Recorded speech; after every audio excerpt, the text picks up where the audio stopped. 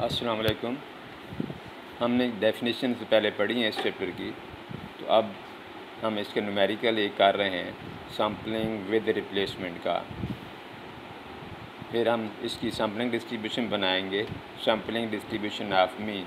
वैसे तो डिस्ट्रीब्यूशंस और भी हैं, sampling distribution of variance, sampling distribution of proportion, लेकिन आज हम sampling distribution of sample mean पढ़ेंगे। तो एक एग्ज़ाम्पल मैं आपको जो है वो सेंड कर रहा हूँ, जिसमें हमने सैम्पल्स बनाने हैं, फिर सैम्पल्स का मीन निकालना है। तो उसकी स्टेटमेंट कुछ यूँ है, draw all possible samples of size 2 with replacement from A population 1, 3, 5, 7 and 9। Find mean for each sample, यानी हर सैम्पल का आपने मीन निकालना है। पहले आपने सैम्पल ड्रा करने हैं, फिर हर सैम्पल का मीन निकालना है। कंस्ट्रक्ट का मतलब होता है बनाएं। Sample distribution of x bar का मतलब है सैम्पल मीन। तो ये जो सैम्पल मीन आपने निकाले हैं, फिर इनकी सैम्पलिंग डिस्ट्रीब्यूशन बनानी है। और जब सैम्पलिंग डिस्ट्रीब्यूशन बन जाएगी तो है find mean and variance of sampling distribution of sample mean. तो फिर जो सैम्पलिंग डिस्ट्रीब्यूशन हम बनाएंगे तो उसका मीन और वेरिएंस जो है वो हमने निकालना है। तो आप देखें, हमारा पॉपुलेशन जो है उसमें आपने देखा है कि 5 यूनिट्स हैं, 5 एलिमेंट्स हैं। कौन कौन से हैं? हम यूँ करेंगे, पॉपुलेशन इज़ 1, 3, 5, 7 एंड 9। इसको हम काउंट करें तो ये 5 बनते हैं। तो कैपिटल N 5, कैपिटल N का मतलब है पॉपुलेशन साइज़ 5 आपका हो गया। आप देख लें, इनको गिन लें पॉपुलेशन यूनिट्स को, तो वो 5 बनते हैं। और स्टेटमेंट के अंदर लिखा हुआ है draw all possible samples of size 2। तो ये 2 जो है ये सैम्पल का साइज़ है। तो इस तरह से वो आप देखें कि स्मॉल n की वैल्यू 2 बन जाएगी। अब हमने ड्रा करने हैं samples of size 2 with replacement. और number of sample with replacement होता है कैपिटल N और इसके ऊपर ताकत लिखेंगे स्मॉल n। तो capital N raise to the power n, ये 5 रेज़ टू पावर 2 को हल करें तो 25 सैम्पल्स बनते हैं। अब हमने ये 25 सैम्पल्स बनाने हैं। तो 25 सैम्पल्स बनाने के लिए पहले आप ऐसा करें कि नंबर लिख के उसके नीचे 25 नंबर लिख लें, 1 से लेकर 25 तक, ताकि जो सैम्पल हमने 25 बनाने हैं ये 25 सैम्पल्स काउंट हो जाएंगे। तो 1 से लेकर आपने 25 तक नंबर लिख लिए। अब फर्स्ट सैम्पल कैसे बनेगा? फर्स्ट सैम्पल बनाने के लिए आप पॉपुलेशन का पहला यूनिट लें और इसके साथ फर्स्ट यूनिट, क्योंकि हमने बनाने हैं सैम्पल्स विद रिप्लेसमेंट, तो आप ऐसा करें कि फ़र्स्ट यूनिट लें और इसको साथ फर्स्ट यूनिट लिख लें, यानी 1 के साथ 1, फिर 1 के साथ 3, फिर 1 के साथ 5, फिर 1 के साथ 7, फिर 1 के साथ 9। अच्छा, उसके बाद आप सेकंड यूनिट पे आ जाएं। सेकंड यूनिट 3 है, फिर 3 के साथ 1, 3 के साथ 3 इटसेल्फ यानी 5, फिर 3 के साथ 5, 3 के साथ 7 और 3 के साथ 9।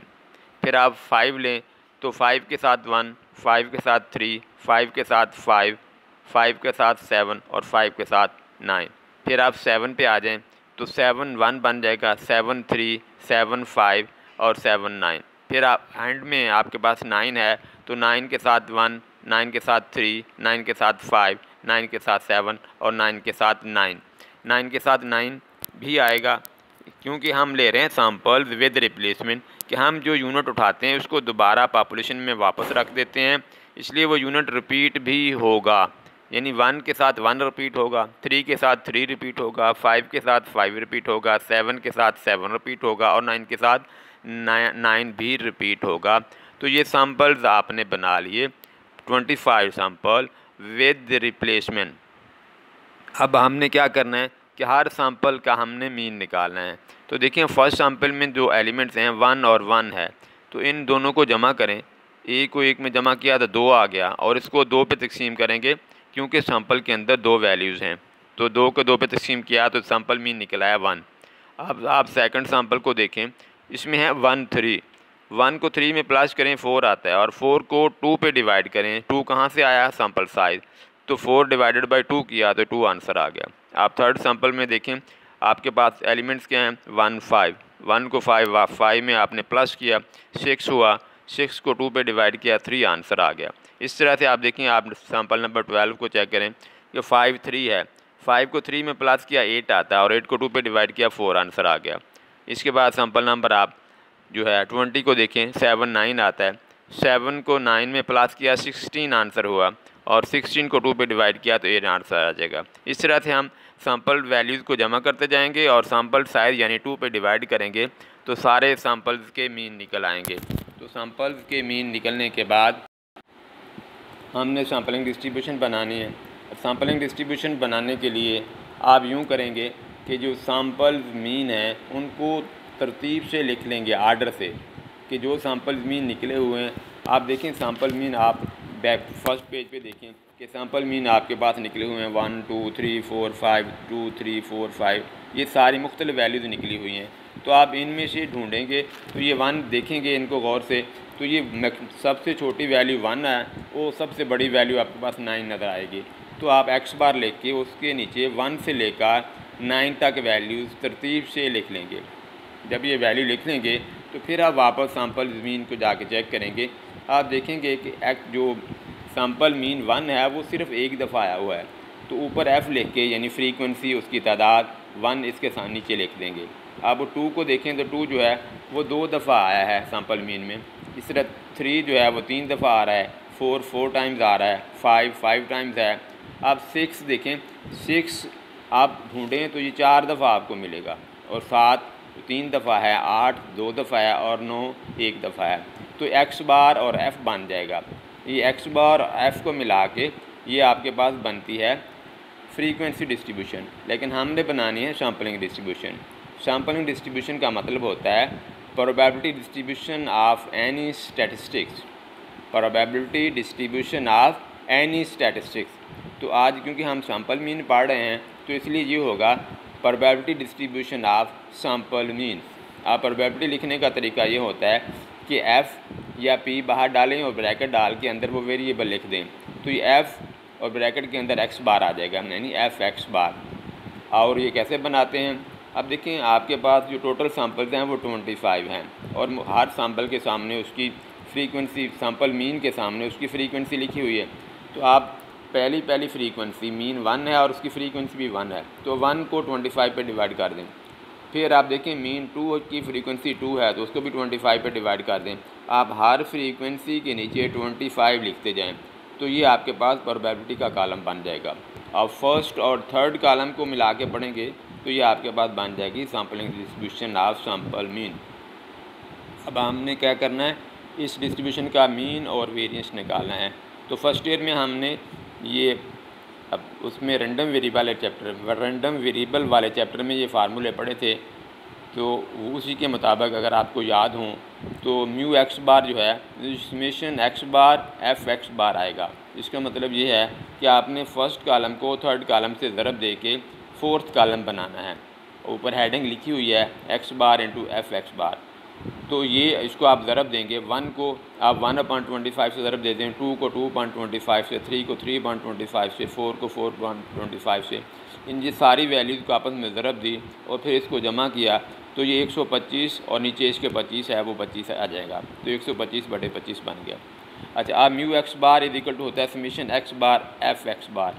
अब आप देखें कि टोटल आपने कॉलम के नीचे किया हुआ है 125/25 आता है और वह हमने 125/25 को हल किया तो 5 निकल आया।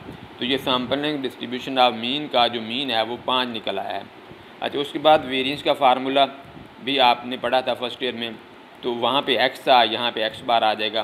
Summation sigma square x bar is equal to summation x bar square f(x) bar into summation x bar into f(x) bar whole square. तो अब हमने x बार का स्क्वायर करना है। इसका मतलब है कि हमने फर्स्ट कॉलम को फोर्थ कॉलम से दोबारा ज़रब देंगे, यानी x बार की वैल्यू को दोबारा से आप थर्ड कॉलम से ज़रब देंगे तो ये x बार का स्क्वायर हो जाएगा। तो मसलन आपने पहले 1 था तो 1 को 1/25 से ज़रब दी, अब उसके बाद वैल्यू 2 है तो इसको 4/25 से ज़रब दी, वो 8/25 बन गया। अगर नेक्स्ट वैल्यू 3 है तो इसको 9/25 से ज़रब दी। तो आप ज़रब देंगे, जब सारी ज़रब दे लेंगे तो फिर उनका टोटल करेंगे तो 725/25 बन जाएगा। तो ये सारी वैल्यूज़ उठा के फार्मूले में हम पुट करेंगे तो ये 725/25 माइनस 125/25 होल का स्क्वायर बन जाएगा। इसको कैलकुलेटर पे सिंप्लीफाई करेंगे तो ये 29 माइनस 25 और ये 4 आंसर आता है। और ये 4 जो है ये सैंपलिंग डिस्ट्रीब्यूशन का वेरिएंस है। अब हमने ये ऊपर मैंने मेंशन नहीं किया, इन रिज़ल्ट्स को चेक भी करना होता है कि आया ये जो रिज़ल्ट्स हमारे हैं ये सही हैं या इनके अंदर कोई मिस्टेक हो गई है कैलकुलेशन करते हुए। तो उसके लिए ये दो इसकी प्रॉपर्टीज़ हैं सैंपलिंग डिस्ट्रीब्यूशन ऑफ मीन की। नंबर 1 प्रॉपर्टी होती है जो लास्ट वाले पेज पे आप देखेंगे कि mu x bar is equal to mu, और नंबर 2 होती है sigma square x bar is equal to sigma square over n. तो इसके लिए पहले हमें पॉपुलेशन का मीन और पॉपुलेशन का वेरिएंस भी निकालने पड़ेंगे। पॉपुलेशन का मीन म्यू होता है और पॉपुलेशन का वेरिएंस सिग्मा स्क्वायर होता है। Population mean summation x over capital n होगा। तो समेशन एक्स का मतलब क्या है कि जो पॉपुलेशन की वैल्यूज़ हैं उनको जमा करना है, और कैपिटल एन 5 है तो 1, 3, 5, 7 और 9 को जमा किया तो 25 बन गया, और उसको 5 पे डिवाइड किया तो पॉपुलेशन मीन 5 निकल आया। इस तरह से पॉपुलेशन वेरिएंस जिसकी अलामत सिग्मा स्क्वायर होती है उसको अभी आपने वैल्यू निकालनी है।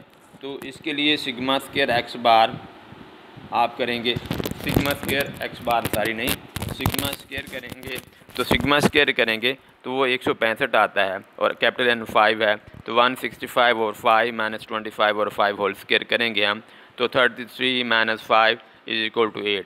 तो 8 जो है ये पॉपुलेशन वेरिएंस का जवाब है।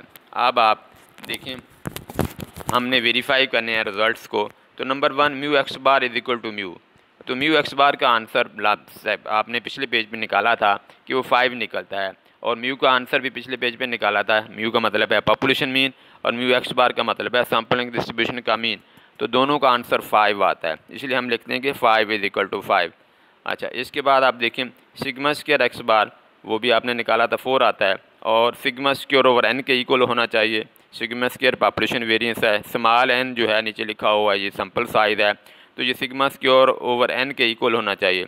सिग्मा स्क्वायर 8 है, एन 2 है, तो आप 8/2 करेंगे तो 8 को 2 पे डिवाइड करें तो 4 आंसर आ जाता है। अब आप देखें सिग्मा स्क्वायर एक्स बार 4 है, सिग्मा स्क्वायर ओवर एन भी 4 निकल आता है, तो दोनों आंसर सेम हैं। इसका मतलब है आपके रिजल्ट्स जो हैं वेरीफाई हो गए हैं, दरमियान में कहीं भी कोई मिस्टेक नहीं है।